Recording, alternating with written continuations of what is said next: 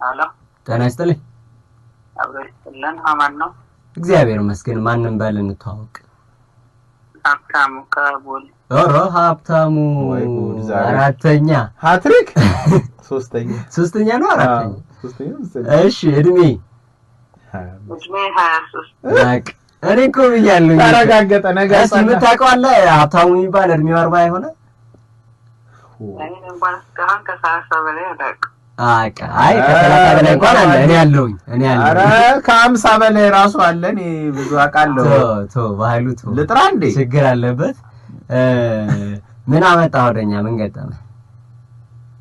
እኔ አንዲት የምወዳት ልጅ ነበረችኝና እንዳጋጣሚ ሀብታሞች ግን በቃ የሆነ ኮሚቴ ማዋቀር አለብን። የሆነ አንድ ማህበር እናዋቀር። እሺ እስኪ አጫውተን። እሺ ምን ገጠመ? እና በእኔ ስራ ቦታ ላይ የሆነ በቃ እንዳጋጣሚ እሷ ስራ ቦታ ፈርሶባት ነበርና ከዛ ዝስሪ ብዬ ያው የተወሰነ ቦታ ሰጥተሃል። እሺ ከዛን እንዳጋጣሚ ባለፈው ክፍለ ሀገር ወደ ወሎ የተገለበጠ መኪና ልታውቁ ትችላላችሁ። አዎ የሆነ ገደል የገባው መኪና። አዎ እና በዛን ሰዓት ያው 1 አመት ከ6 ወር ሆኖናልና በቃ እንድገባ ምናምን ስትለኝ እሺ ብዬ እኔ ከክፍለ ሀገር አጎቴና ክፍል ነው ብዬ በዛን ሰዓት እነሱ ነበሩ በመኪና ውስጥና ከዛ ያው እንዳጋጣሚ አጎቴን ትላላ እሷ ተረፈች። በዛ ባለበት ቀን ሳይሆን ሲቀር እኔም ወደዛ ሄድኩኝ። አሁን በቃ ስደውልም ምንም ስል በቃ ስልክ አታነሳም ስለሄድኩ እኔም የራሴን ህይወት መጣለሁ አለች። ወይ ጉድ! አክስቴ ናቸው የተረፉት? አክስቴ ነች። የመጡት ለአንተው ጉዳይ ነበር? አዎ ነግራቸው ለኔ ነበር። አሁንም ቤተሰብ የለኝም ነበርና እናቴም አባቴም ሞት ነበሩና ለዛ ነበርና ይሄ ከደሴ ሲመጣ የነበረው መኪና ነው አይደል? ከደሴ ወደ 4 ሜትር ከ5 ሜትር የተከሰከሰ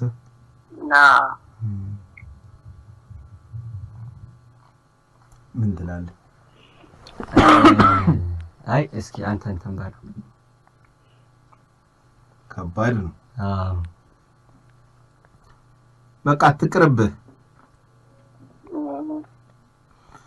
ለምሳሌ የደረሰብህን ችግር ያልተረዳች ሴት እቺን ችግር ያልተረዳች ነገ ትልልቅ ችግር ሲገጥም እንዴት ነው የምትረዳ? እውነት ነው። ስለዚህ ይቅርብህ።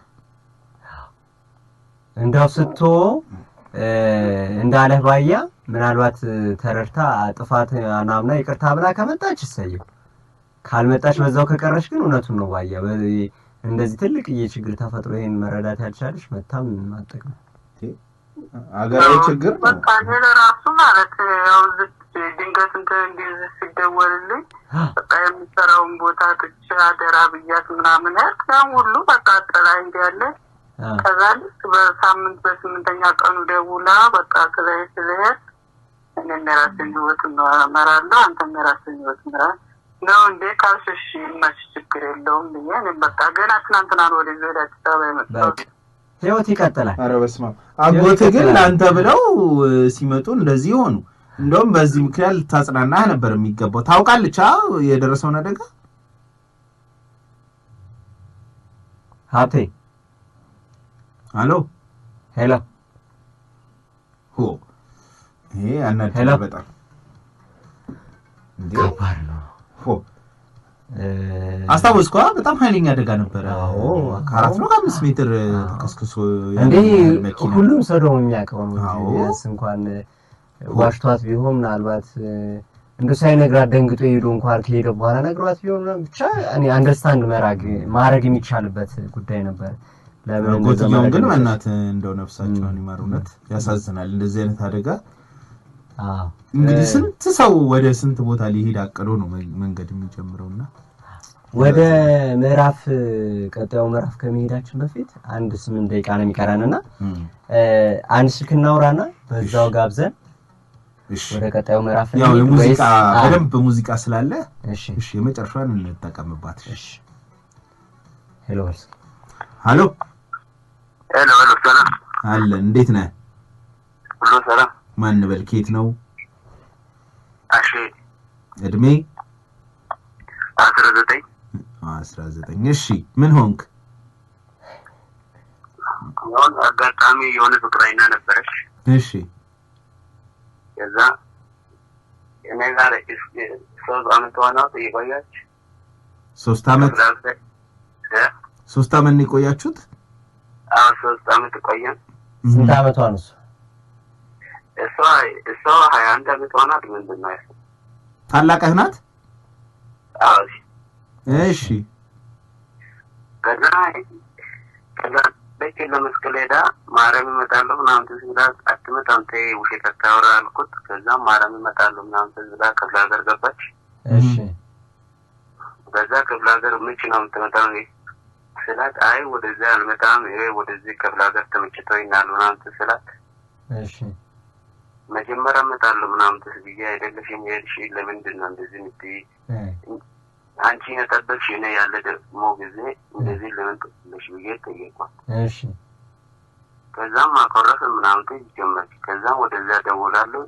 ከዛም ታነሳለች። ቆይ እመጣለሁ ምናምን ትስትላለች። ያው መስቀሉ ካለፈ እመጣለሁ ያለች ባክም ከመስቀል አደረሰች።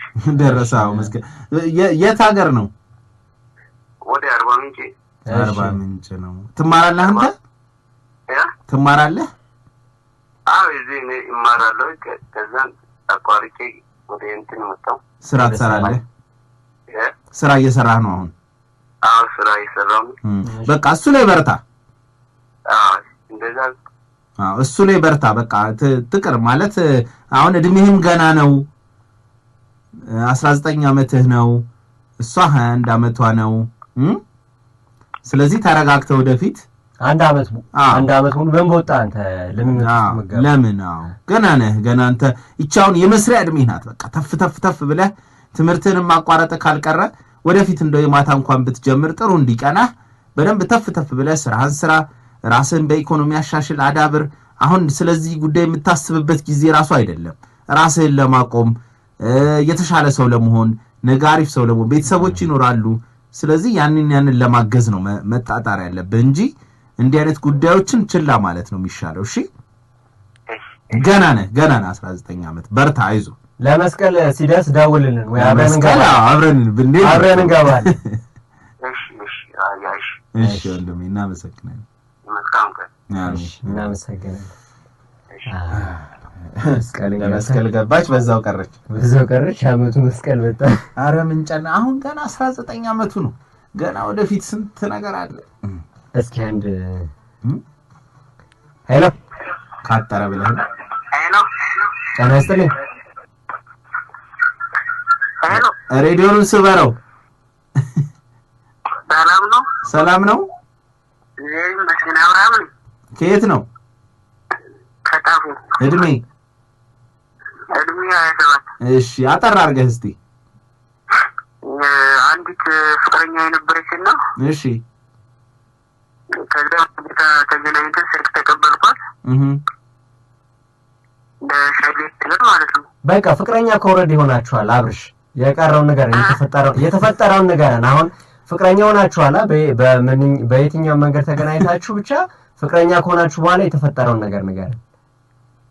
በቃ አብረን ያወራን ምናምን በስልክ እናወራለን። ያው ዝምራ ፈገግታ ብቻ ነበር የምታሳይ። እሺ ለካ እኔ ሳላውቅ ሌላ ፍቅረኛ አላት። እሺ ከምን ያህል ጊዜ በኋላ አወቅ ይሄን? ከ2 ወር ምናምን በኋላ ነው። እሺ ብለህ ነበር እንዴ? ፍቅርሽ አልጀመራችሁም? ዝም ብላ ፈገግ ስላለችልህ ነው? አይ ያወራን ነበር እንጂ በስልክ በደንብ እናወራለን። እወድሻለሁ ምናምን ትባባላላችሁ? አዎ ሰው እንደተላለች። እሺ ከዛ ፍቅረኛ እንዳላት ስታውቅ ምን አረክ? እንዳላት ሳውቅ ያው ስልክ ምናምን ስደውል እንደዚህ እያለሽ ለምን ትሸውጃለሽ ምናምን አልኳት። እሺ ከዛ የለኝም ምናምን እያለች ተዋሸኛለች ማለት ነው። አንተ እርግጠኛ ነህ ስለ እንዳላት? ያው አራት አድርጌ የሆነ ቦታም አይቻቸዋለሁ አንድ ላይ እንዳሉ።